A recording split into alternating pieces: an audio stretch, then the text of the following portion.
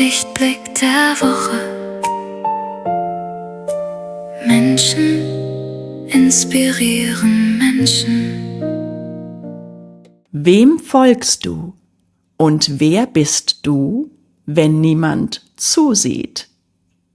Herzlich willkommen zu einer neuen Folge Lichtblick der Woche. Deine kleine Auszeit. Wie schön, dass du heute wieder dabei bist. Und bevor wir in unser heutiges Thema eintauchen, möchte ich gerne etwas sagen, das mir wirklich am Herzen liegt. Danke. Danke an inzwischen mehr als 500 aufmerksame Zuhörerinnen und Zuhörer, über 500 Menschen, die sich ganz bewusst die Zeit nehmen, hinzuhören. Nicht nur für ein paar Sekunden, nicht nur für einen schnellen Gedanken zwischen zwei Nachrichten, sondern wirklich hinzuhören. Und ich weiß das sehr zu schätzen, vielleicht sogar mehr als ihr denkt, denn wir leben in einer Zeit, in der unsere Aufmerksamkeit beinahe pausenlos umkämpft wird. Von morgens bis abends versucht irgendetwas unseren Blick auf sich zu ziehen. Wir sind zu Wischern geworden. Wir wischen den ganzen Tag über unser Handy. Wir wischen den Tag weg. Eine Nachricht blinkt auf, ein Video beginnt automatisch, ein Mensch möchte unsere Meinung, eine Schlagzeile möchte unsere Angst, eine Werbung möchte unser Geld, ein Politiker möchte unsere Zustimmung, ein Influencer möchte unser Like, eine Plattform möchte unsere Zeit. Und noch bevor wir überhaupt richtig wach sind, haben wir vielleicht schon 10 Stimmen gehört, aber unsere eigene noch nicht. Dass ihr euch trotzdem die Zeit nehmt, diesen Podcast anzuhören, ist für mich nicht selbstverständlich. Die Aufmerksamkeitsspanne vieler Menschen wird immer kürzer. Aber ich glaube nicht, dass das einfach nur an Desinteresse liegt. Ich glaube auch nicht, dass die Menschen oberflächlicher oder dümmer geworden sind. Wohl kaum. Ich glaube, dass sie mittlerweile einfach müde sind. Überreizt. Überfordert. Von allen Seiten bespielt. Wir bekommen heute an einem einzigen Tag möglicherweise mehr Informationen, Bilder, Meinungen und emotionale Reize, als Menschen früher in vielen Wochen aufnehmen mussten. Und irgendwo in diesem großen Lärm sitzt unsere kleine Seele in einem kleinen Eckchen, ganz still und wartet darauf, dass wir sie endlich wieder hören. Deshalb möchte ich mich heute mit dir nicht einfach nur unterhalten. Ich möchte dir eine Frage stellen. Eine vielleicht unbequeme Frage. Eine Frage, die sich nicht an die anderen richtet, sondern an jeden Einzelnen von uns. Auch an mich. Wem folge ich eigentlich? Wem folgst du eigentlich? Und warum folge ich? Folge ich einem Menschen, weil er mich inspiriert oder weil ich Angst davor habe, selbst zu entscheiden, weil ich keine Lust habe, selber zu prüfen? Folge ich einer Überzeugung, weil ich sie geprüft habe oder weil sie oft genug wiederholt wurde? Folge ich einer Methode, weil sie wirklich zu mir passt oder weil ich dazugehören möchte? Folge ich einem Vorbild, einer Partei, einem Coach, einem Influencer, einem geistlichen Lehrer, einem Star, einer Bewegung, einem Algorithmus? Und wer bin ich eigentlich noch, wenn all diese Stimmen für einen Moment verstummen? Genau darüber sprechen wir heute, über das Zeitalter der Follower, über Vorbilder und Verführer, über Politik und Spaltung, über Stars, Coaches und digitale Galionsfiguren, über Brot und Spiele, über unsere Sehnsucht nach einem Retter und über die vielleicht wichtigste Freiheit, die wir zurückgewinnen können, die Freiheit, wieder auf die eigene innere Stimme zu hören. Wir leben im Zeitalter der Follower. Facebook zeigt uns, wie vielen Menschen wir gefallen. Instagram zeigt uns, wer unser Leben bewundert. TikTok zeigt uns in wenigen Sekunden, was wir denken, kaufen, fühlen oder glauben könnten. YouTube empfiehlt uns das nächste Video, bevor wir das vorige überhaupt innerlich verarbeitet haben. Und überall stehen Zahlen, Aufrufe, Likes, Kommentare, Follower, Reichweite. Als könne man den Wert eines Menschen inzwischen in einer Zahl unter seinem Namen ablesen. 10 Follower, 1000 Follower, 100.000 Follower, 1 Million Follower. Doch was bedeutet dieses Wort eigentlich? Follower. Ein Mensch, der folgt. Ein Mensch, der hinter jemandem hergeht. Vielleicht, weil der andere den Weg kennt. Vielleicht, weil der andere behauptet, den Weg zu kennen. Wer weiß? Vielleicht aber auch nur, weil bereits viele andere hinter ihm hergehen. Und genau dort beginnt etwas psychologisch sehr Interessantes. Wenn viele Menschen einer Person folgen, entsteht in uns schnell der Eindruck, da muss etwas dran sein. So viele Menschen können sich doch nicht irren. Wenn dieser Mensch so bekannt ist, muss er etwas Besonderes wissen. Psychologisch nennt man das unter anderem soziale Bewährtheit. Soziale Bewährtheit. Wir orientieren uns an anderen Menschen, besonders wenn wir unsicher sind. Das ist zunächst natürlich nichts Schlechtes. Diese Fähigkeit hat uns Menschen über Jahrtausende geschützt. Wenn alle Menschen einer Gruppe plötzlich wegliefen, war es vermutlich klüger, zunächst mitzulaufen, als stehen zu bleiben und lange über die Ursache nachzudenken. Zugehörigkeit bedeutete Sicherheit. Der Ausschluss aus der Gemeinschaft konnte früher lebensgefährlich sein und ein Teil dieses alten Programms lebt bis heute in uns. Wir möchten dazugehören. Wir möchten nicht ausgestoßen werden. Wir möchten von anderen Menschen gesehen und angenommen werden. Und wenn wir unsicher sind, schauen wir, was die Gruppe tut. Was trägt sie? Was glaubt sie? Worüber empört sie sich? Wen bewundert sie? Wen verachtet sie? Und ehe wir es bemerken, wird aus Orientierung Anpassung. Ja, das ist ein ganz schmaler Grat. Aus Inspiration wird Abhängigkeit, aus einem Vorbild wird eine Galionsfigur. Und an dieser Stelle möchte ich etwas sehr Persönliches mit dir teilen. Denn auch ich betreibe ja, wie du weißt, diverse soziale Medien. Seit der Corona-Inszenierung. Viele von euch kennen mich genau aus dieser Zeit, aber vielleicht wissen gar nicht alle, warum ich damals überhaupt damit angefangen habe. Ich begann nämlich nicht damit, mich in den sozialen Medien auszutoben, weil ich berühmt werden wollte. Ich begann nicht damit, mein Gesicht hinzuhalten und meine Nase in die Angelegenheiten der Politik zu stecken, weil ich von einer großen Reichweite träumte. Ich saß nicht zu Hause und dachte, wie bekomme ich möglichst viele Follower? Ganz im Gegenteil. Ich hatte damals beinahe über Nacht alles verloren. Mein bisheriges Leben brach komplett weg. Meine Arbeit, meine Sicherheit, meine Perspektive. Und damit war ich ja nicht alleine, das ging ja vielen von uns so. Die Dinge, von denen ich geglaubt hatte, sie seien selbstverständlich, waren plötzlich eben nicht mehr selbstverständlich. Und ich war wie viele andere auch natürlich verzweifelt. Überall war Angst, in den Nachrichten, in Gesprächen, in den Familien, auf den Straßen, in den Gesichtern der Menschen, Angst vor Krankheit, Angst vor Verlust, Angst vor Ausgrenzung, Angst vor Zukunft, Angst vor dem Nachbarn, Angst vor dem eigenen Körper.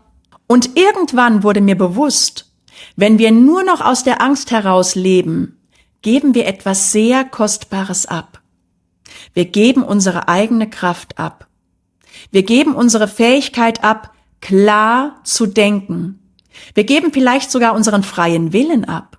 Und genau das wollte ich den Menschen damals sagen. Ihr dürft aus der Angst herausgehen. Ihr dürft wieder atmen. Ihr dürft Fragen stellen. Ihr dürft euch informieren. Ihr dürft unterschiedliche Sichtweisen betrachten. Ihr dürft euch an das erinnern, was in euch lebt. Denn ich glaube zutiefst, es gibt nichts, was wir wirklich fürchten müssen, außer den Zwang. Außer dem Augenblick, in dem wir gezwungen werden sollen, unseren freien Willen aufzugeben.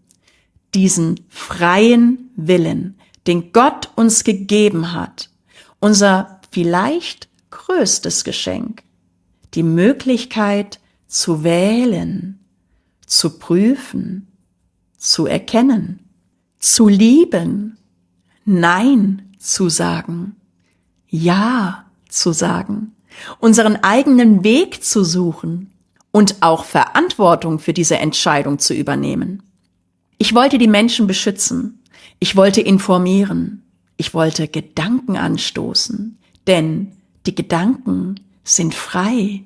Vielleicht war ich dabei manchmal recht laut, vielleicht unbequem, vielleicht habe auch ich mich gelegentlich im Ton vergriffen, denn natürlich bin ich ein Mensch, aber meine ursprüngliche Absicht war niemals, möglichst viele Menschen hinter mir zu versammeln. Es ging mir niemals darum, Follower zu generieren.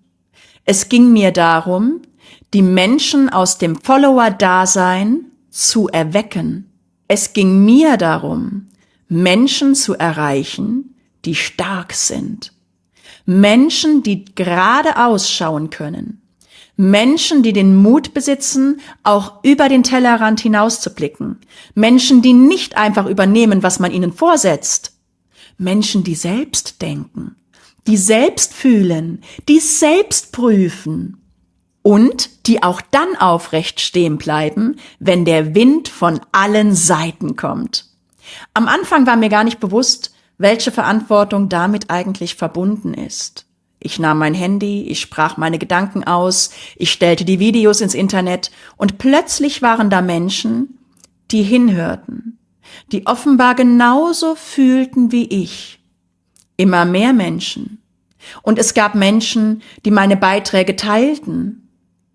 Erst nach und nach begriff ich, dass hinter jeder Zahl ein echtes Leben steht. Ein Schicksal, ein Mensch, eine Geschichte, eine Angst, eine Hoffnung. Und die Größe dieser Verantwortung wurde mir in dem Augenblick wirklich bewusst, als irgendwann Menschen auf mich zukamen und zu mir sagten, Danke, du hast mir das Leben gerettet. Und nun sag mir, was antwortet man auf einen solchen Satz? Wie trägt man das? Es berührt mich bis heute zutiefst.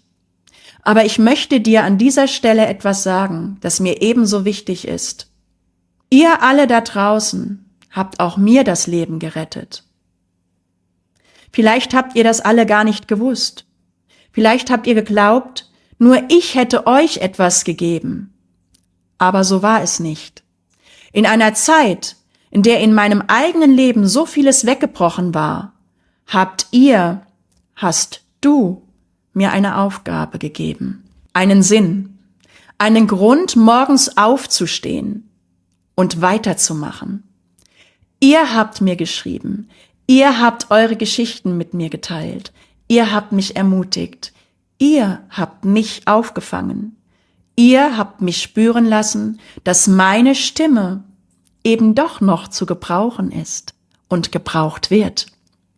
Es war kein einseitiges Folgen, es war ein gegenseitiges Getragensein. Ein gegenseitiges Geben und Nehmen. Vielleicht glaubten manche Menschen, ich würde vorne weggehen, ich würde vorausgehen. Aber in Wahrheit haben wir uns gegenseitig durch diese Zeit getragen und waren immer auf Augenhöhe. Ihr habt mir ebenso viel Kraft gegeben, wie ich dem ein oder anderen unter euch vielleicht schenken durfte. Und ich glaube, genau das ist der Unterschied zwischen Gefolgschaft und echter Gemeinschaft. Bei Gefolgschaft gibt einer und die anderen nehmen. Einer spricht und die anderen gehorchen. Einer steht oben und alle anderen ehrfürchtig dort unten. In einer echten Gemeinschaft tragen sich Menschen gegenseitig. Jeder bringt etwas mit. Jeder Mensch ist wertvoll. Jede Geschichte zählt. Und wenn einer fällt, reichen ihm die anderen ihre Hände. Ich möchte den Menschen heute etwas zurückgeben. Darum tue ich, was ich tue. Darum rede ich mir von Herzen gerne den Mund fusselig. Darum mache ich diesen Podcast. Darum baue ich Gemeinschaften. Nicht, damit Menschen mir blind folgen, sondern damit sie sich vielleicht durch einen Gedanken wieder an ihre eigene Kraft erinnern, damit sie ihre eigene Stimme wiederfinden, die vielleicht manchmal verstummt war, damit sie ihre eigenen Schritte gehen, die vielleicht manchmal nicht so einfach sind und vielleicht eines Tages selbst zu einem Lichtblick, zu einem Leuchtturm für einen anderen Menschen werden. Schon früher haben Menschen Königen, Feldherren, Religionsführern, Philosophen oder Künstlern zugejubelt. Das Bedürfnis nach einer starken Figur ist also nicht erst mit Instagram entstanden. Wohl kaum. Menschen suchen seit jeher nach Orientierung. Nach jemandem, der sagt, dort geht's lang. Besonders in Zeiten der Unsicherheit wächst diese Sehnsucht. Wenn das Leben unübersichtlich wird, wünschen wir uns einfach Antworten. Wenn wir Angst haben, suchen wir Sicherheit. Wenn wir uns ohnmächtig fühlen, suchen wir jemanden, der Stärke verkörpert. Und wenn wir nicht wissen, was wahr ist, hoffen wir auf einen Menschen, der uns die Wahrheit erklärt. Und wenn wir uns selbst verloren haben, suchen wir im Außen nach jemandem, der uns sagt, wer wir sind. Das kann tröstlich sein. Es kann aber auch durchaus gefährlich werden. Denn je größer unsere innere Unsicherheit ist, desto verführerischer wirkt ein Mensch, der keine Zweifel zeigt. Ein Mensch, der auf jede Frage eine Antwort hat. Der die Welt in Gut und Böse einteilt. Der uns erklärt, wer schuld ist. Der uns einen Feind präsentiert. Und der gleichzeitig verspricht, wenn du mir folgst, gehörst du zu den Guten. Wenn du mir glaubst, bist du auf der richtigen Seite. Wenn du meine Methode kaufst, wird dein Leben gelingen. Wenn du diese Partei wählst, werden alle Probleme gelöst. Ihr kennt das? Wenn du dieses Produkt besitzt, wirst du endlich schön, erfolgreich oder frei. Doch ein Mensch, der auf jede schwierige Frage eine einfache Antwort hat, kennt vielleicht nicht die Wahrheit. Vielleicht kennt er nur die Wirkung einfacher Antworten. Wir sollten jedoch dabei nicht den Fehler machen, nur auf die anderen zu zeigen. Es ist leicht, sich über die Follower fremder Gruppen zu wundern. Über Menschen, die einem Politiker bedingungslos glauben. Über Fans, die ihren Star verteidigen, obwohl sie ihn persönlich gar nicht kennen. Über Menschen, die einem Coach tausende Euro in den Rachen werfen. Über Zuschauer, die jedes Wort eines Influencers für wahr halten. Doch wem folgen wir selbst? Welcher Stimme glauben wir, ohne sie zu prüfen? Bei welchem Menschen entschuldigen wir Dinge, die wir bei anderen niemals akzeptieren würden?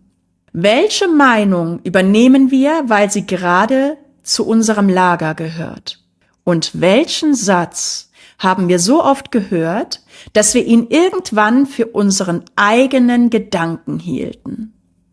Das Zeitalter der Follower funktioniert nicht nur, weil es Menschen gibt, die führen wollen.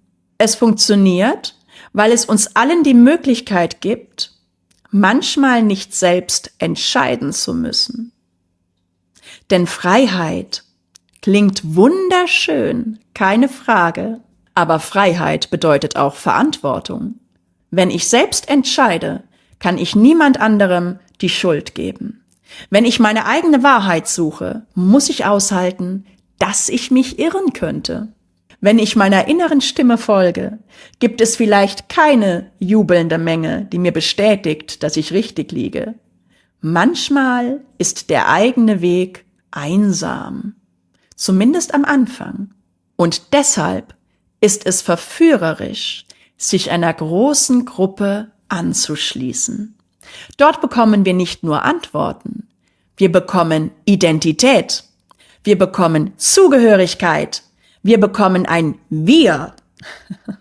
Doch jedes starke Wir trägt die Gefahr in sich, ein Die zu erschaffen. Ein Die im Außen. Wir hier, die dort. Wir Vernünftigen, die Unvernünftigen. Wir Guten, die Bösen. Wir Aufgewachten, die Schlafenden. Wir Ungeimpften, die Geimpften. Wir Wissenden, die Dummen. Wir mit Herz, die ohne Herz. Und plötzlich sehen wir nicht mehr den einzelnen Menschen. Wir sehen nur noch das Etikett, die imaginäre Ohrmarke, die wir ihm oder ihr verpasst haben. Soziale Medien verstärken diesen Mechanismus, denn Plattformen zeigen uns nicht neutral die ganze Welt. Sie zeigen uns vor allem das, worauf wir reagieren, was uns wütend macht, was uns bestätigt, was uns erschreckt, was uns möglichst lange auf dem Bildschirm hält. Der Algorithmus fragt nicht, was tut diesem Menschen gut. Er fragt, was hält ihn hier? Das ist ein entscheidender Unterschied. Empörung bindet Aufmerksamkeit.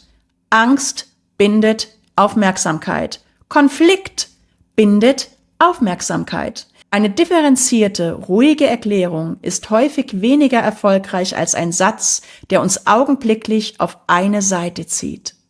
Und je länger wir uns in einer bestimmten Welt bewegen, desto mehr Inhalte dieser Welt werden uns gezeigt. Dann glauben wir irgendwann, alle denken so. Dabei sehen wir vielleicht nicht die Wirklichkeit. Wir sehen einen für uns persönlich zusammengesetzten Ausschnitt. Jeder wird nach seiner Fasson bespaßt. Jeder bekommt seinen ganz ureigenen Spiegel. Seine eigenen Gegner, seine eigenen Helden, seine eigene Wahrheit. Und so entstehen digitale Parallelwelten. Menschen leben im selben Land, vielleicht sogar in derselben Straße und erleben dennoch scheinbar vollkommen unterschiedliche Wirklichkeiten. Der eine öffnet sein Handy und sieht überall die Gefahr. Der andere sieht überall Verschwörung. Der nächste sieht überall Dummheit. Und wieder ein anderer sieht überall Feinde. Alle glauben, umfassend informiert zu sein. Aber vielleicht wurden sie nur umfassend in ihrer bisherigen Sicht bestätigt. Wenn wir nur noch sehen, was wir ohnehin glauben, verlernen wir, Fragen zu stellen. Und wenn wir keine Fragen mehr stellen, können wir sehr leicht geführt und kontrolliert werden. Deshalb müssen wir an dieser Stelle auch unbedingt über Politik sprechen. Und zwar wirklich kritisch. Auch wenn es in diesen Zeiten nicht so einfach ist, ohne gleich in die rechte Ecke gestellt zu werden. Es gibt Dinge, die angesprochen werden dürfen und sollen. Wir sollten uns diesbezüglich nicht in einer Sprache ausdrücken, die alles so lange weich zeichnet, bis am Ende nichts mehr gesagt wurde. Denn selbstverständlich versucht Politik, die Bevölkerung zu steuern. Das ist nicht nur eine Vermutung, es ist auch kein Geheimnis. Es wird offen erforscht, geplant und angewendet. Regierungen beschäftigen Kommunikationsberater, Sozialwissenschaftler, Psychologen, Meinungsforscher und Fachleute für Verhaltensforschung. Das ist keine Verschwörungstheorie, das ist Fakt. Entsprechende Quellen dürfen gerne der Caption unterhalb dieses Podcast-Videos entnommen werden. Es gibt staatliche Einheiten, die sich ausdrücklich mit sogenannten Behavioral Insights beschäftigen. Behavioral Insights. Also mit der Frage, wie politische Maßnahmen und Botschaften gestaltet werden müssen, damit Menschen ein bestimmtes Verhalten zeigen. Man nennt es Nudging. Man nennt es strategische Kommunikation. Man nennt es Kampagnenarbeit. Man nennt es Aufklärung. Man nennt es Krisenkommunikation. Man nennt es politische Führung.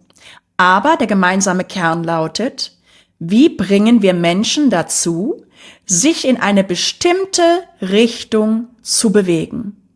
Menschen sollen ihre Steuern pünktlich bezahlen, weniger Energie verbrauchen, mehr arbeiten, weniger krank feiern, weniger zum Arzt gehen, weniger Fleisch essen, sich impfen lassen, mehrere Geschlechter ausleben, Leihmutterschaft eventuell irgendwann akzeptieren, Kinder im Säuglingsalter in der Kita abgeben, Schwangerschaftsabbrüche bis zum 9. Monat tolerieren, nur den Qualitätsmedien glauben, Angst vor dem Klimawandel haben, die Opposition scheiße finden, das Weihnachtsfest in Lichterfest umbenennen, Organe spenden, E-Autos kaufen, traumatisierte Straftäter verstehen und lieben lernen, sich an die Täter-Opfer-Umkehr möglichst gewöhnen, nicht so viel jammern, bei ARD und ZDF in der ersten Reihe sitzen, nicht so viel schwurbeln, Vorsorgeuntersuchungen wahrnehmen, der Pharmazie vertrauen, den Arzt oder Apotheker fragen, Risiken und Nebenwirkungen in Kauf nehmen, ihre Stimme in der Urne begraben und Gott vergessen.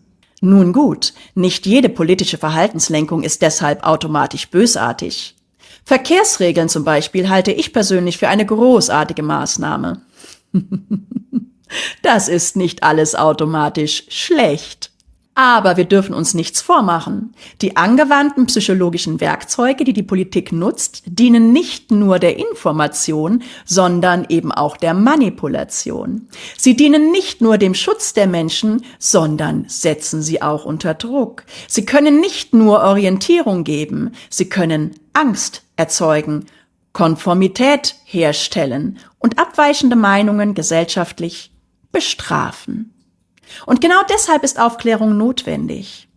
Politik nutzt die psychologischen Grundmuster des Menschen nicht erst seit gestern. Herrscher haben zu allen Zeiten versucht, sich ihr Volk zu machen, ihr Volk zu erziehen. Nicht unbedingt, indem sie jeden einzelnen Gedanken kontrollieren, sondern indem sie bestimmten, welche Geschichte über eine Gesellschaft erzählt wird, wer als Held gilt, wer als Gefahr gilt, wer als normal gilt, was immer das auch sein mag, wer als unanständig gilt, welche Angst gerade im Mittelpunkt stehen soll oder welcher Feind, welche Opfer notwendig erscheinen und welche Fragen besser nicht gestellt werden. Macht stabilisiert sich nicht nur durch Gesetze und Polizei, Macht stabilisiert sich auch durch Erzählungen, durch Symbole, durch Rituale, durch Wiederholung, durch öffentliche Zustimmung, durch das Gefühl,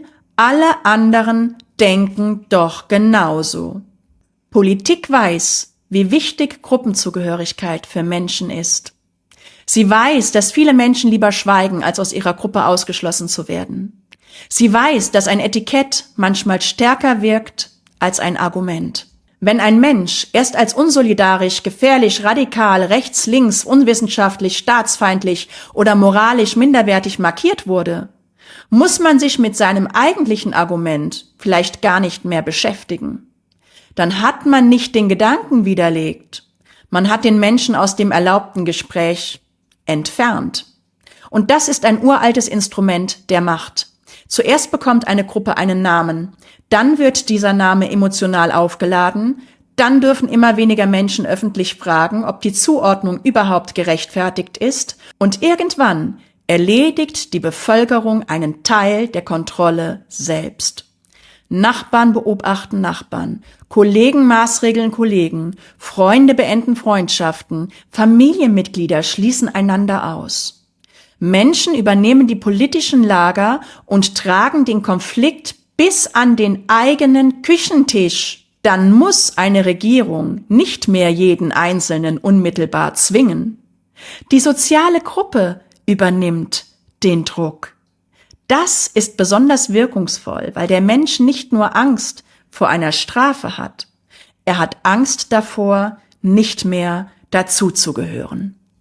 Genau das haben viele Menschen während der Corona-Zeit erlebt und erleben es heute sehr eindrucksvoll, sogar im Alltagsgespräch mit den Nachbarn immer noch, wenn man sie mal wieder als Nazi betitelt, weil sie es eben irgendwie nicht gut finden, dass sich Messerangriffe und Massenvergewaltigungen aktuell doch extrem häufen und eben nicht mehr nur einen Einzelfall darstellen.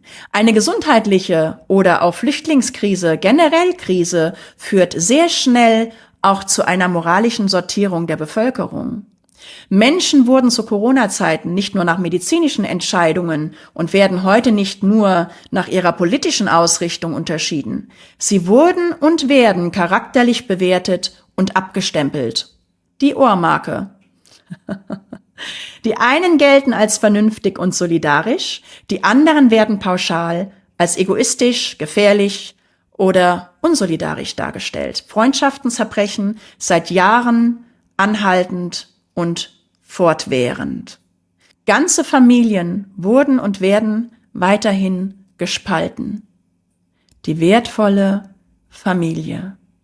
Die einzige Institution, die den Menschen starke Wurzeln schenken würde, wenn man sie bestehen ließe. Menschen verlieren den Zugang zu Teilen des gesellschaftlichen Lebens. Manche trauen sich nicht mehr, ihre Fragen offen auszusprechen. Nicht unbedingt, weil ihnen jemand das Denken formell verbietet, sondern weil der gesellschaftliche Preis für Zweifel immer höher wird.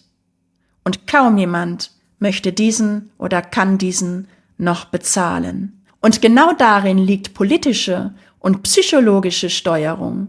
Nicht nur in einem ausgesprochenen Befehl, sondern in der Erzeugung eines Klimas, in dem der Mensch irgendwann von selbst tut, was von ihm erwartet wird, weil er Angst hat vor Ablehnung, Ausgrenzung oder Nachteilen. Ein verängstigter Mensch denkt anders als ein in sich starker Mensch. Unter Angst verengt sich unser Blick. Wir suchen schneller nach Führung. Wir klammern uns an Autoritäten. Wir akzeptieren Dinge, denen wir in einem ruhigen Zustand vielleicht kritischer begegnet wären.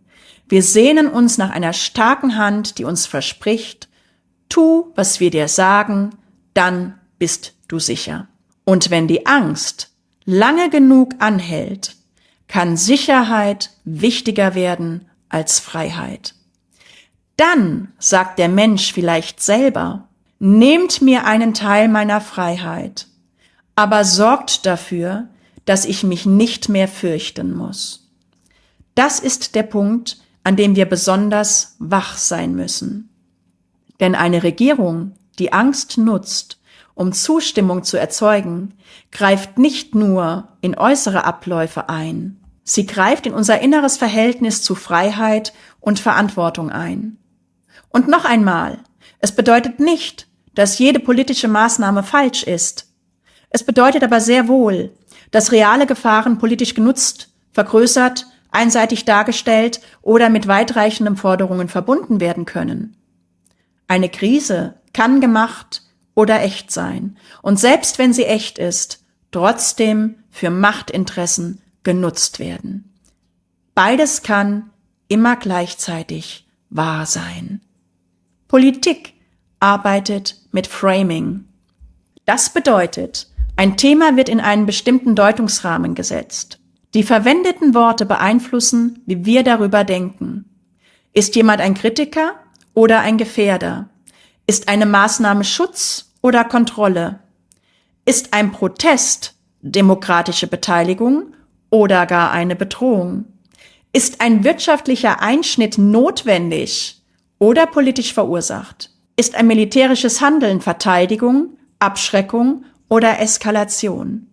Schon die Wortwahl entscheidet oft darüber, welches Gefühl in uns entsteht, bevor wir die Fakten überhaupt geprüft haben. Politik arbeitet mit Wiederholung. Was oft gesagt wird, fühlt sich irgendwann vertraut an.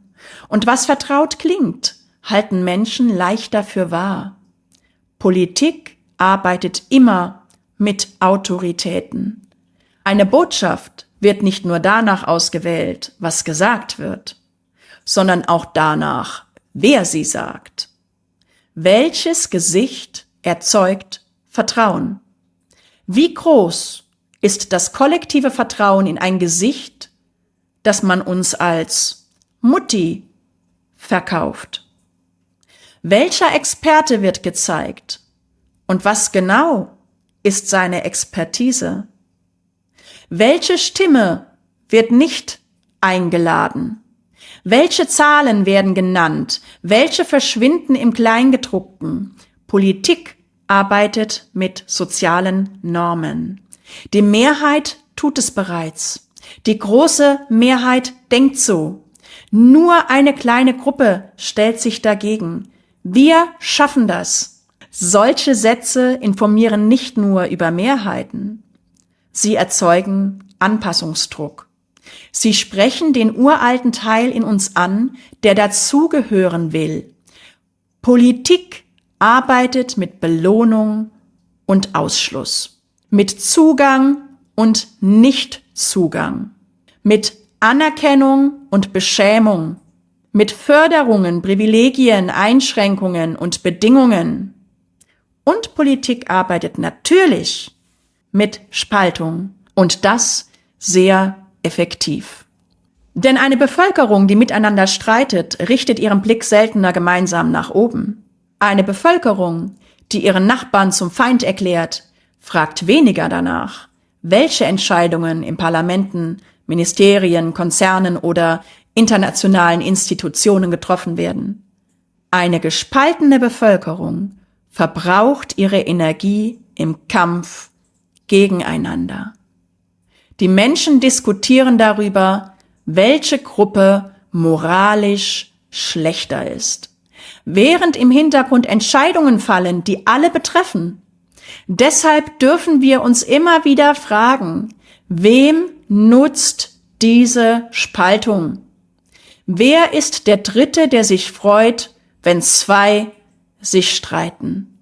Wer gewinnt Einfluss, während wir uns gegenseitig bekämpfen? Wer verdient Geld, während wir über Symbolik und vorgetäuschte Tode diskutieren? Welche Entscheidung wird gerade getroffen, während unsere Aufmerksamkeit auf den nächsten Skandal gelenkt wird? Welche Freiheitsrechte werden verändert, während die Bevölkerung in Angst gehalten wird? Wer definiert, was als Wahrheit gelten darf? Und wer kontrolliert diejenigen, die sich selbst zu Kontrolleuren der Wahrheit erklären? Das ist keine Aufforderung, automatisch allem zu misstrauen. Es ist eine Aufforderung, Macht niemals unbeobachtet zu lassen. Denn Macht verändert Menschen. Demokratie bedeutet nicht, einer Regierung alle paar Jahre unsere Stimme in die Urne zu legen und dazwischen zu schweigen. Demokratie braucht wache Bürger, Menschen, die nachfragen, die Dokumente lesen, die Widersprüche benennen, die nicht aufhören zu denken, nur weil eine Botschaft von einem Ministerium, einem großen Medium oder einer anerkannten Institution kommt.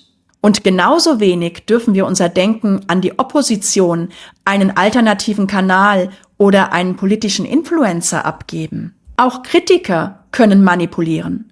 Auch Gegenbewegungen können Angst nutzen. Auch Menschen, die Freiheit rufen, können Gefolgschaft verlangen.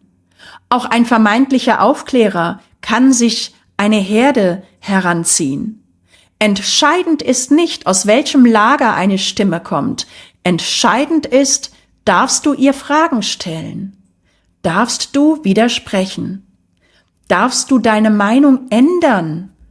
Werden Fehler zugegeben? Werden Quellen offengelegt? Werden Menschen informiert oder emotional in eine gewünschte Richtung gedrängt? Politische Macht hat immer versucht, den Menschen zu formen. Über Schulen, über Medien, über Sprache, über Gesetze, über Erzählungen und Geschichte, über moralische Vorstellungen, über die Definition dessen, was ein guter Bürger zu denken und zu tun habe. Man macht sich, man erzieht sich sein Volk. Man schafft politische Identitäten. Man schafft Lager. Man schafft Feindbilder. Und im digitalen Zeitalter stehen dafür Werkzeuge zur Verfügung, von denen frühere Herrscher nur hätten träumen können. Daten zeigen, welche Botschaft bei welcher Gruppe wirkt. Algorithmen zeigen Menschen genau jene Inhalte, auf die sie emotional reagieren.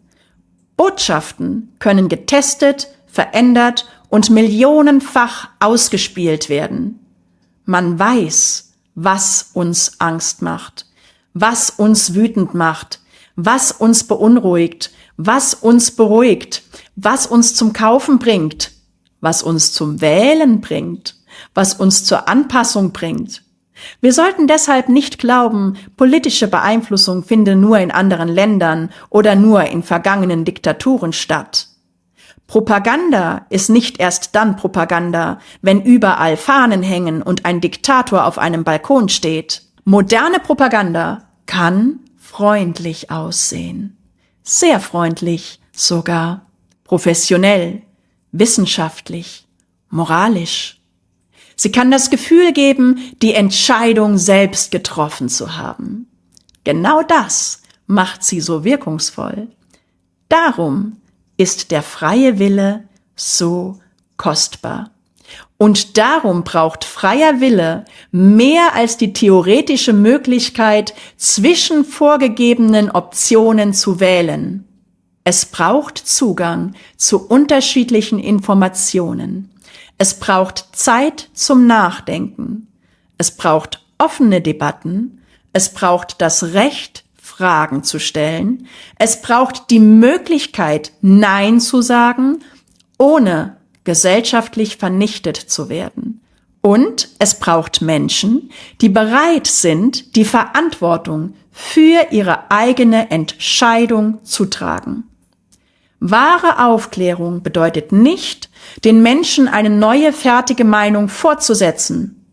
Wahre Aufklärung bedeutet, die Methoden sichtbar zu machen, mit denen Meinungen erzeugt werden. Sie sagt nicht, glaube jetzt mir statt denen da draußen.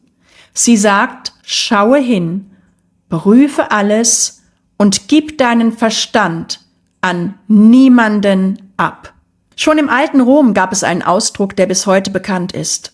Brot und Spiele. Die Menschen bekamen Nahrung und Unterhaltung. Spektakel, Wettkämpfe, Ablenkung. Solange die Menge versorgt und beschäftigt war, sollte sie weniger genau hinsehen, was politisch geschah. Und auch wenn wir unsere heutige Welt nicht einfach mit dem alten Rom gleichsetzen können, dürfen wir uns doch fragen, was sind unsere modernen Spiele? Vielleicht ist es der endlose Strom kurzer Videos, das stupide Wischen über den Bildschirm. Vielleicht die tägliche Empörung über einen Prominenten. Vielleicht die nächste Castingshow, die tatsächlich nur deswegen Einschaltquoten verzeichnet, weil sich dort irgendjemand regelmäßig zum Horst macht. Vielleicht ist es auch der Fußball. Vielleicht das neue Drama zwischen zwei Influencern. Vielleicht die Frage, welcher Star mit wem zusammen ist, von wem getrennt ist oder wieder zusammen ist. Vielleicht die nächste scheinbar perfekte royale Hochzeit, der nächste Skandal, das nächste Trikot, das nächste Smartphone. Ich sage nicht, dass Unterhaltung schlecht ist. Ich liebe Musik. Ich liebe die Bühne. Ich weiß, welche Kraft ein Konzert haben kann. Musik kann Menschen verbinden. Kunst kann Menschen verbinden. Sport kann Menschen begeistern. Ein Fußballspiel kann Freude, Gemeinschaft und ein unvergessliches Erlebnis schenken. Das alles darf und soll sein. Es wird erst dann problematisch, wenn Unterhaltung nicht mehr Erholung ist, sondern Betäubung. Wenn wir keine Stille mehr aushalten, wenn wir uns pausenlos beschäftigen müssen, um uns selber nicht zu begegnen. Wenn wir jedes Wochenende einer Mannschaft zujubeln, aber nicht mehr wissen, wofür wir eigentlich im eigenen Leben brennen. Wenn wir jeden Namen einer Mannschaft kennen, aber unsere eigenen Träume vergessen haben. Wenn wir wissen, welcher Star welche Kleidung trägt, aber nicht mehr wissen, wonach sich unsere eigene Seele sehnt. Dann sind die Spiele nicht mehr nur Spiele. Dann halten sie uns vielleicht davon ab, wichtige Fragen zu stellen. Gerade Kinder und Jugendliche sind diesem Einfluss in besonderer Weise ausgesetzt. Sie wachsen in einer Welt auf, in der Berühmtheit scheinbar ein Lebensziel geworden ist. Viele Kinder sagen nicht mehr zuerst, ich möchte etwas lernen. Ich möchte Feuerwehrmann werden. Ich möchte Lehrerin werden. Sie sagen, ich möchte schnell reich und berühmt werden. Ich möchte Influencer werden. Doch berühmt sein, wofür? Diese Frage wird kaum gestellt. Früher stand vielleicht eine außergewöhnliche Leistung vor der Bekanntheit. Heute kann Bekanntheit selbst zur Leistung erklärt werden. Kinder sehen perfekt inszenierte Körper, perfekte Zimmer, perfekte Reisen, perfekte Gesichter. Sie sehen Stars auf Bühnen, umgeben von tausenden jubelnden Menschen. Sie sehen Marken, Schönheitseingriffe und Lebensstile, die ihnen vermitteln, so musst du aussehen. Diese sexuelle Orientierung musst du haben. Das musst du besitzen. Dann wirst du geliebt. Dann bist du jemand. Dabei sehen sie häufig nicht den Fake hinter der Aufnahme, nicht die Beleuchtung, nicht die Filter, nicht die Verträge, nicht die Vermarktung, nicht die Einsamkeit nach dem Auftritt, nicht den Druck, ständig funktionieren zu müssen, nicht die Tränen, wenn die Kamera ausgeschaltet ist, nicht den Missbrauch von Schlaf- und Wachpillen. Eine Beziehung zu einer bekannten Person kann sich sehr persönlich anfühlen. Wir hören ihre Stimme jeden Tag. Wir sehen ihr Wohnzimmer. Wir kennen scheinbar ihre Familie. Wir glauben, sie zu verstehen. Doch sie kennt uns nicht. Das ist keine echte Verbindung. Das ist keine Nähe. Das ist einseitig. Und diese einseitige Nähe kann wirtschaftlich genutzt werden. Denn wir kaufen nicht nur ein Produkt, wir kaufen ein Gefühl, ein Stück der Zugehörigkeit, ein Stück der vermeintlichen Persönlichkeit dieses Menschen. Deshalb sollten wir unsere Kinder nicht einfach zurechtweisen, weil sie eben Stars bewundern oder Influencer. Wir sollten mit ihnen sprechen, Fragen stellen. Was gefällt dir an diesem Menschen? Was davon ist echt und was könnte Inszenierung sein? Wie fühlst du dich nach dem Anschauen dieser Videos? Fühlst du dich inspiriert oder fühlst du dich minderwertig? Möchtest du das wirklich oder möchtest du nur dazugehören? Kinder brauchen keine vollständige Abschirmung von der Welt. Sie brauchen innere Stärke, um sich nicht in ihr zu verlieren. Und an dieser Stelle müssen wir auch über die andere Seite sprechen.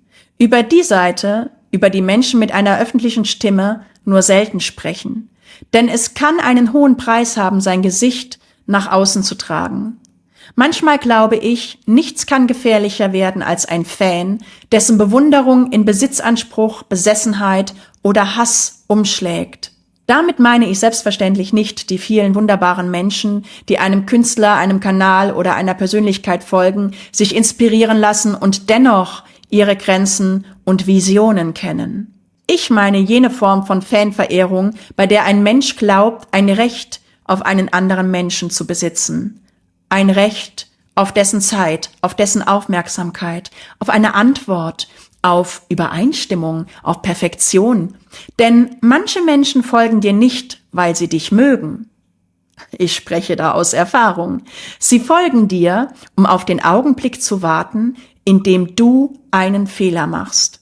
Sie schauen jedes Video, sie lesen jeden Beitrag, sie sammeln jeden Satz. Aber nicht, weil sie dich verstehen wollen, sondern weil sie nach einer Stelle suchen, an der sie dich angreifen können. Es kommen E-Mails, Anrufe, Nachrichten, manche freundlich, manche voller Forderungen, manche voller versteckter Wut. Und manche Menschen beginnen dich regelrecht zu beobachten und zu stalken.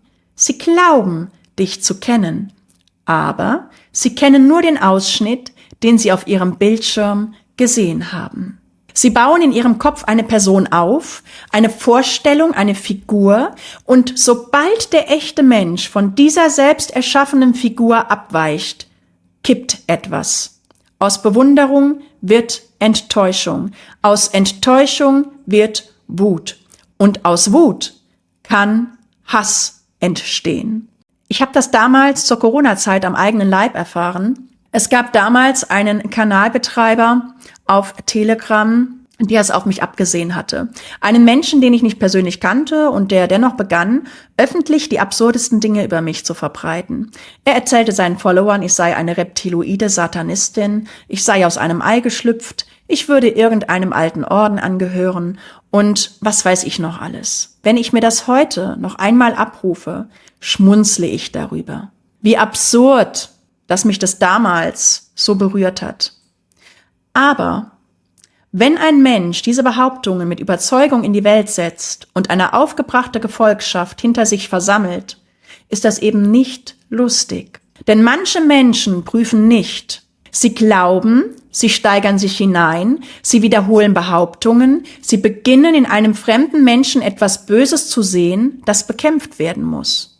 Sie steinigen dich medial. Und auf einmal stehst du indoktrinierten Menschen gegenüber, die ihrer blinden Wut freien Lauf lassen könnten. Menschen, die vielleicht keine Sekunde prüfen, ob das, was ihnen erzählt wurde, auch nur im entferntesten wahr ist. Genau hier zeigt sich die große Gefahr blinder Gefolgschaft.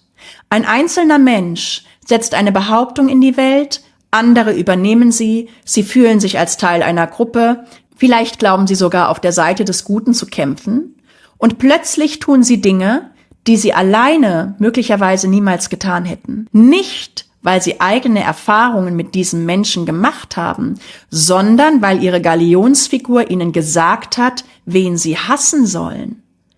Das ist die dunkle Seite des Follower-Prinzips. Und deshalb ist es so wichtig, dass wir uns immer wieder fragen, kenne ich diesen Menschen wirklich? Habe ich selbst geprüft, was behauptet wird? Oder übernehme ich gerade die Wut eines anderen? Würde ich das, was ich im Schutz meines Bildschirms schreibe, einem Menschen auch ins Gesicht sagen? Würde ich wollen, dass jemand so mit meiner Mutter, meinem Kind oder meiner Familie umgeht? Heute, einige Jahre später, weiß ich, diese Erfahrung war eine großartige Schule. Eine harte Schule, aber eine der wichtigsten. Heute bin ich dankbar dafür. Nicht dankbar für die Drohungen, das war und bleibt Unrecht. Aber ich bin dankbar für das, was ich daraus lernen durfte. Ich habe gelernt, Grenzen zu setzen. Ich habe gelernt, Menschen nicht mehr alles erklären zu wollen. Ich habe gelernt, dass nicht jeder, der eine Frage stellt, wirklich an einer Antwort interessiert ist. Und ich habe gelernt, dass ich nicht jede fremde Projektion zu meiner Wahrheit machen muss. Ich habe gelernt, dass mich nicht jeder mögen muss. Und auch ich muss nicht jeden mögen. Heute habe ich ein sehr dickes Fell. Mein Fell ist inzwischen so dick, da geht garantiert keine Energie aus dieser Richtung mehr durch. Wer mich nicht mag, darf mich nicht mögen. Wer nach Fehlern sucht, wird Fehler finden, denn ich bin ein Mensch. Natürlich mache ich Fehler. Wer mich missverstehen will, wird selbst in meinen liebevollsten Worten etwas finden, das er verdrehen kann. Aber ich gebe solchen Menschen nicht mehr die Macht über mein Denken und Fühlen. Nicht die Macht über meinen Tag und meine Nacht. Nicht die Macht über das Erheben oder Nichterheben meiner Stimme. Und schon gar nicht mehr die Macht über meinen freien Willen. Vielleicht ist genau das eine weitere Form von Freiheit. Nicht zu verhindern, dass andere über uns urteilen, sondern aufzuhören, jedes fremde Urteil in unser Herz hineinzulassen. Wer sein Gesicht nach außen trägt, muss wissen, nicht jeder Applaus ist Liebe. Nicht jede Aufmerksamkeit ist Wohlwollen. Nicht jeder Follower ist ein Freund. Und nicht jeder Kritiker ist ein Feind.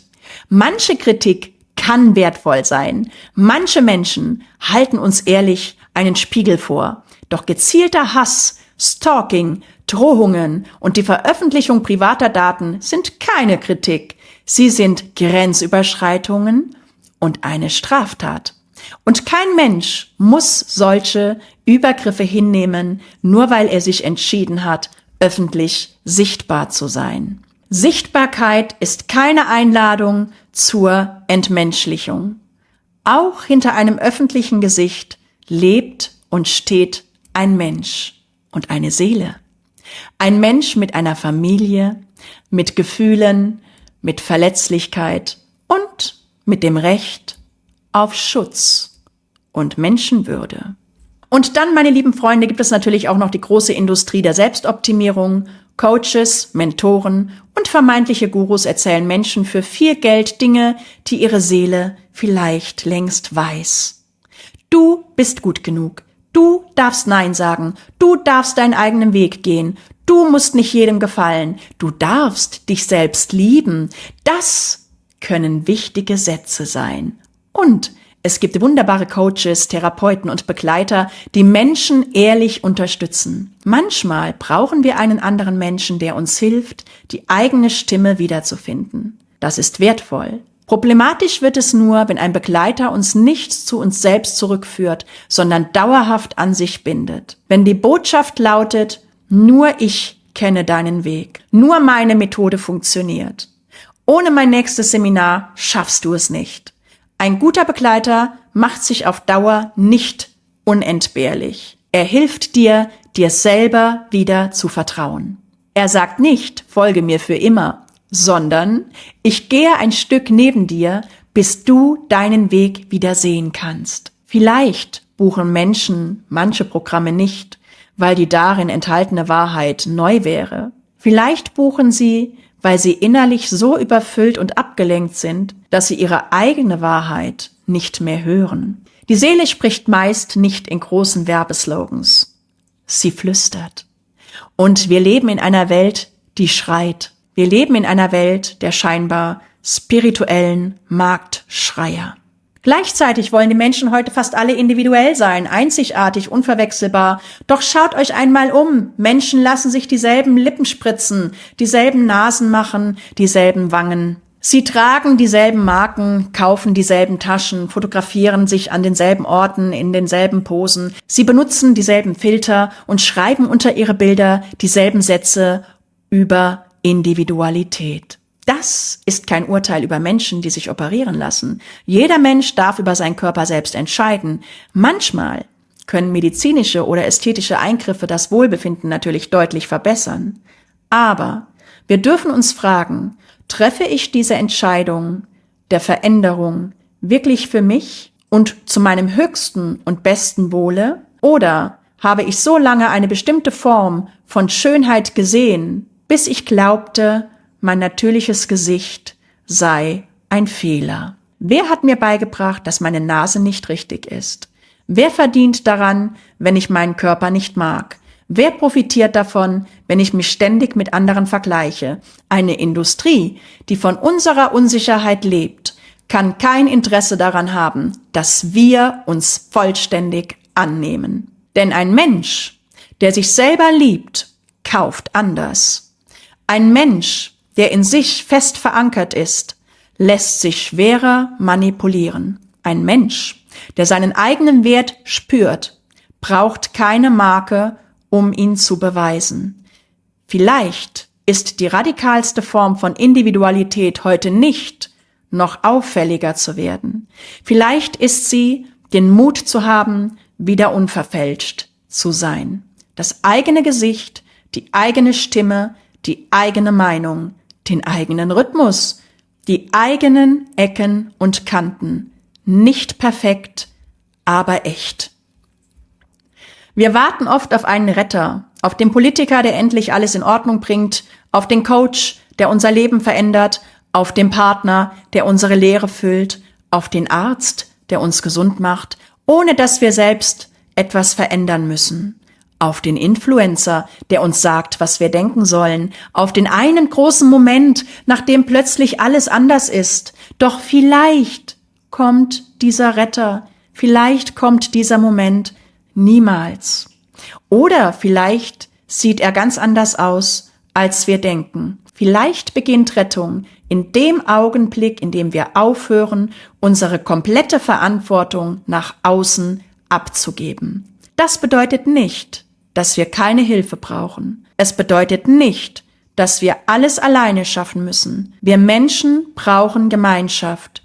Wir brauchen den Austausch. Wir brauchen Menschen, die uns auffangen. Aber Gemeinschaft ist etwas anderes als blinde Gefolgschaft. Eine Gemeinschaft sagt nicht, gib deine eigene Wahrheit an der Tür ab. Sie sagt, bring dich mit. Ganz. Mit deinen Fragen, mit deinen Erfahrungen, mit deinen Zweifeln, mit deinem Herzen. Genau deshalb bedeutet mir unsere Herzmenschen-Community so viel. Sie soll kein Ort sein, an dem einer oben steht und alle anderen hinterherlaufen. Sie darf eine Gemeinschaft aus Herzmenschen sein, die sich selber trägt. Ein Ort, an dem Menschen miteinander wachsen, wo Gesundheit, Gemeinschaft, Freiheit, Zeit und auch finanzielle Selbstbestimmung nicht als leere Schlagworte benutzt werden, sondern als Lebensbereiche, über die wir ehrlich miteinander sprechen. Niemand muss dort jemand anders werden. Im Gegenteil. Vielleicht dürfen Menschen dort wieder entdecken, wer sie längst sind. Wenn du spürst, dass du Teil einer solchen Gemeinschaft sein möchtest, darfst du von Herzen gerne dazukommen. Nicht als Follower, sondern als Mensch. Auch die Offenbarung des Johannes spricht in eindringlichen Bildern von Verführung, Macht, Anpassung und Prüfung. Diese Texte sind über viele Jahrhunderte unterschiedlich ausgelegt worden. Und ich möchte sie nicht benutzen, um Angst zu schüren oder um jedes aktuelle Ereignis vorschnell zu einer erfüllten Prophezeiung zu erklären. Aber ich finde ihre geistige Botschaft bemerkenswert. Im 13. Kapitel der Offenbarung wird ein mächtiges System beschrieben, das Bewunderung und Gefolgschaft verlangt. Menschen folgen seiner Macht. Sie lassen sich von großen Zeichen beeindrucken. Und es entsteht ein Druck, sich sichtbar zu diesem System zu bekennen. In einem weiteren Bild heißt es, dass Menschen ohne ein bestimmtes Zeichen nicht mehr kaufen oder verkaufen können. Über die genaue Bedeutung dieses Bildes diskutieren Theologen seit Jahrhunderten. Doch unabhängig von der konkreten Auslegung stellt der Text eine zeitlose Frage. Was geschieht, wenn ein System nicht nur unser Verhalten, sondern unsere Loyalität verlangt? Was geschieht, wenn Zugehörigkeit wichtiger wird als Gewissen? Wenn Mitmachen wichtiger wird als Wahrheit?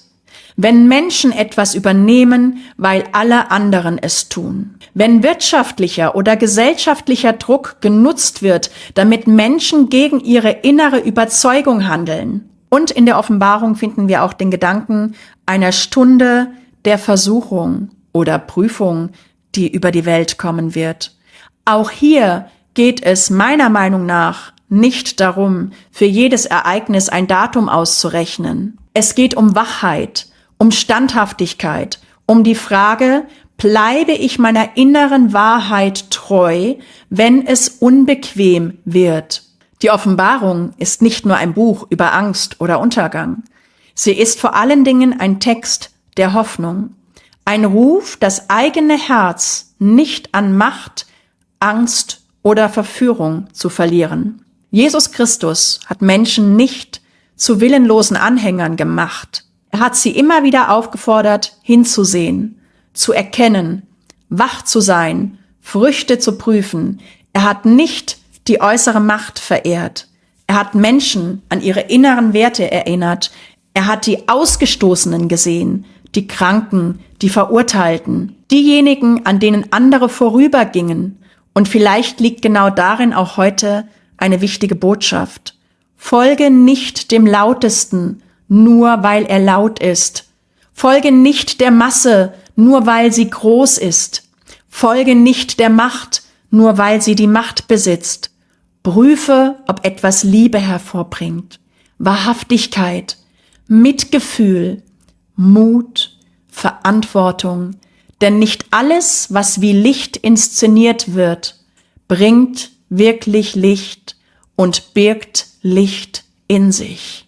Aber wie finden wir unsere eigene Stimme wieder? Vielleicht erwartest du jetzt eine komplizierte Methode. Doch die innere Stimme braucht oft mehr Wissen. Sie braucht weniger Lärm. Sie spricht bereits, schon seit vielen Jahren. Sie sagt das, tut dir nicht gut. Rufe diesen Menschen an. Geh dort nicht hin. Du bist müde. Du darfst ausruhen. Das ist nicht dein Weg. Beginne endlich. Du musst nichts mehr beweisen. Doch wir überhören sie gerne, weil sofort eine andere Stimme kommt. Was werden die Leute sagen? Damit verdienst du kein Geld. Du kannst doch jetzt nicht alles verändern. Alle anderen machen es doch auch. Mach es wie die Leute, dann geht's dir wie den Leuten. Du bist nicht gut genug. Wer glaubst du eigentlich, wer du bist? Die innere Stimme ist nicht immer die lauteste, aber sie ist häufig die ruhigste. Angst schreit, das Ego diskutiert, die Außenwelt drängt, die innere Wahrheit wiederholt sich leise. Sie setzt dich nicht unter Druck, sie droht dir nicht. Sie muss niemanden abwerten. Sie sagt oft nur, du weißt es längst. Was bedeutet also Freiheit? Freiheit bedeutet nicht nur reisen zu können, nicht nur Geld zu besitzen, nicht nur keinen Chef zu haben, nicht nur alles sagen zu dürfen, was man denkt. Freiheit beginnt tiefer. Freiheit bedeutet nicht, jedem Impuls folgen zu müssen, nicht jedes Produkt besitzen zu müssen, nicht jede Meinung übernehmen zu müssen, nicht jede Empörung mitmachen zu müssen. Freiheit bedeutet, ein Handy ausschalten zu können, ohne nervös zu werden, einen Trend vorbeiziehen zu lassen, eine Marke nicht zu brauchen, einem berühmten Menschen widersprechen zu können, eine Partei zu kritisieren, die man selbst gewählt hat, einen Menschen zu lieben, obwohl er anders denkt. Ich weiß es nicht, sagen zu können, die eigene Meinung verändern zu dürfen, wenn neue Erkenntnisse kommen. Freiheit bedeutet, Vorbilder haben zu dürfen, ohne sich selbst zu verlieren. Du darfst Menschen bewundern. Du darfst dich inspirieren lassen. Du darfst Rat annehmen. Aber stelle keinen Menschen auf einen Sockel, von dem er nur noch auf dich herabschauen kann. Und stelle dich auch selber nicht dorthin. Wir alle bleiben Menschen mit Licht und Schatten, mit Wahrheit und Irrtum, mit Stärke und Verletzlichkeit. Vielleicht brauchen wir keine neuen Galionsfiguren. Vielleicht brauchen wir mehr Menschen, die nebeneinander gehen. Nicht vorne und hinten, nicht oben und unten, sondern miteinander. Ich möchte euch für diese Woche eine kleine Übung mitgeben. Die Stunde ohne fremde Stimmen. Nimm dir in dieser Woche eine Stunde Zeit. Kein Handy, keine Musik, kein Podcast. Ja, sogar dieser Podcast darf dann einmal schweigen. Keine Nachrichten, kein Fernseher, kein Gespräch. Geh spazieren oder setz dich an einen ruhigen Ort und beobachte, was in dir auftaucht. Am Anfang entsteht vielleicht Unruhe.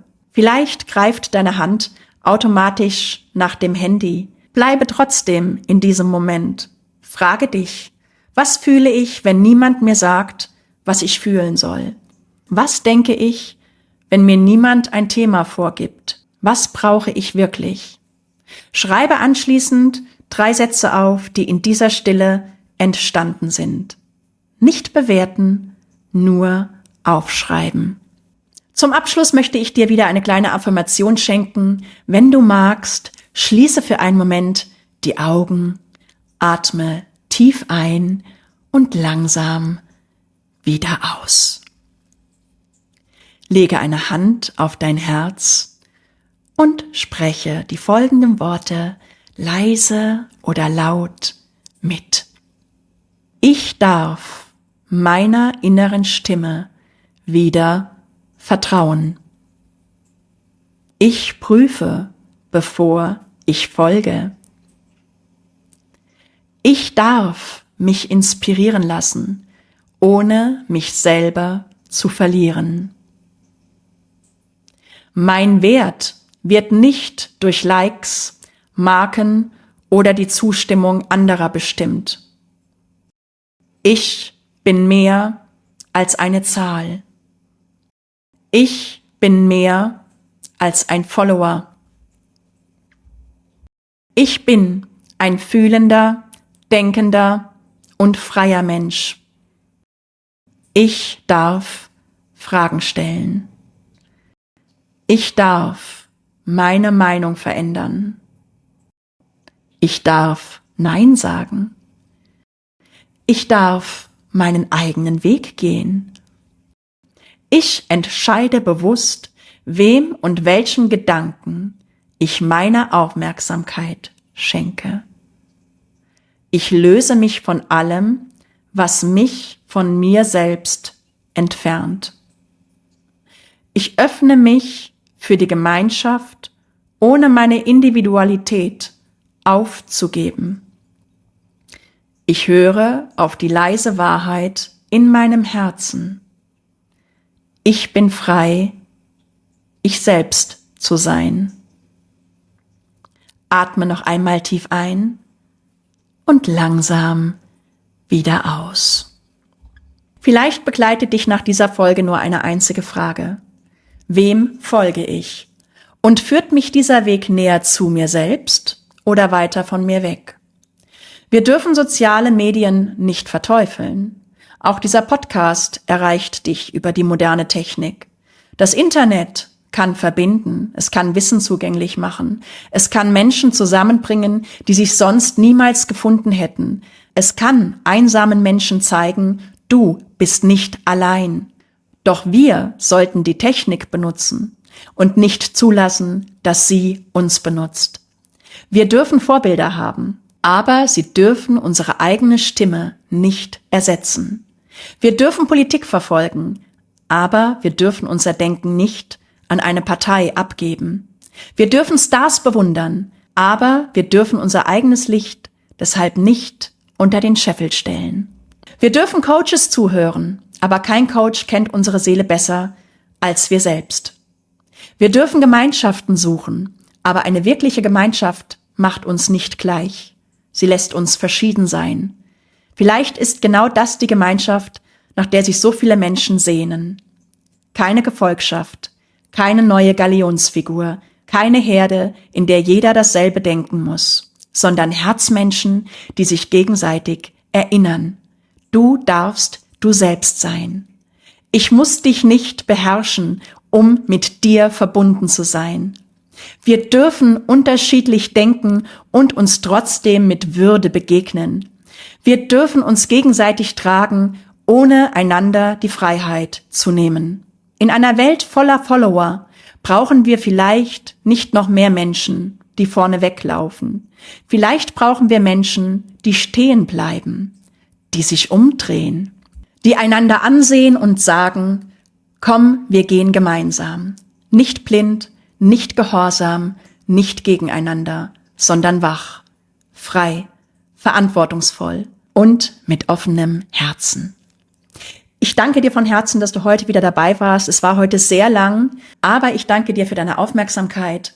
Ich danke dir für dein Vertrauen. Danke an jeden Einzelnen der inzwischen mehr als 500 Menschen, die diesem Podcast zuhören. Ich weiß, wie kostbar eure Zeit ist. Und ich weiß es wirklich zu schätzen, dass du einen Teil davon mit mir verbringst. Wenn dich persönlich dieser Lichtblick berührt hat, dann teile ihn gerne mit einem Menschen, der vielleicht gerade versucht, im Lärm dieser Welt seine eigene Stimme wiederzufinden. Wir hören uns nächsten Sonntag wieder, wie immer um 11:11 Uhr. Bis dahin wünsche ich dir den Mut, Fragen zu stellen, die Ruhe, Antworten reifen zu lassen, Menschen, die dich wertschätzen, eine Gemeinschaft, in der du dich nicht verstellen musst und die Freiheit, niemand anders sein zu müssen als der Mensch, der du in Wahrheit längst bist. Von Herzen umreiche ich dich, pass gut auf dich auf und vor allem bleib gut bei dir. Deine Sarah. Menschen inspirieren Menschen. Ein Atemzug nur, dann wird es still. Du kommst bei dir an, ganz so wie du willst. kleiner Moment, der alles dreht.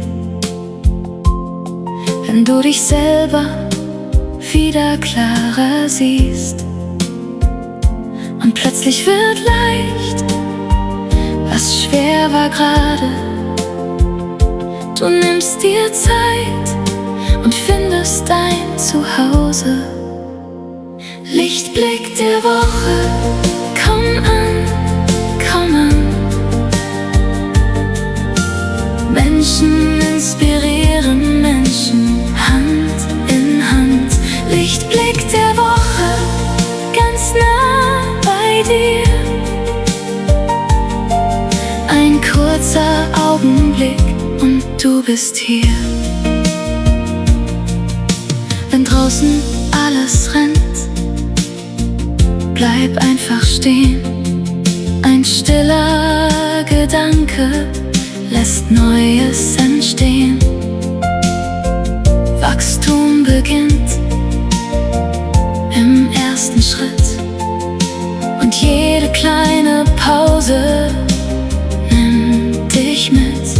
Und plötzlich wird leicht, was schwer war gerade. Du nimmst dir Zeit und findest dein Zuhause.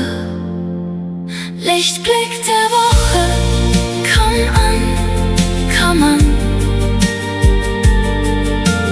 Menschen inspirieren Menschen, Hand in Hand. Lichtblick der Woche, ganz nah bei dir. Ein kurzer Augenblick und du bist hier.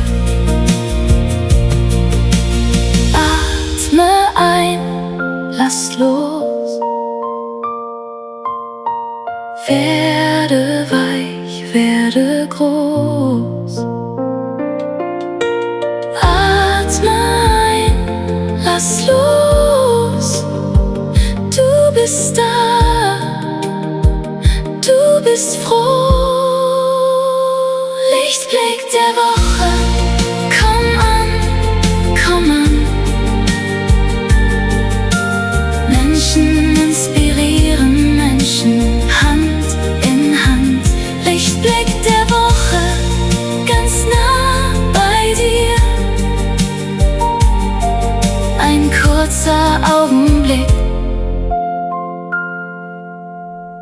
und du bist hier.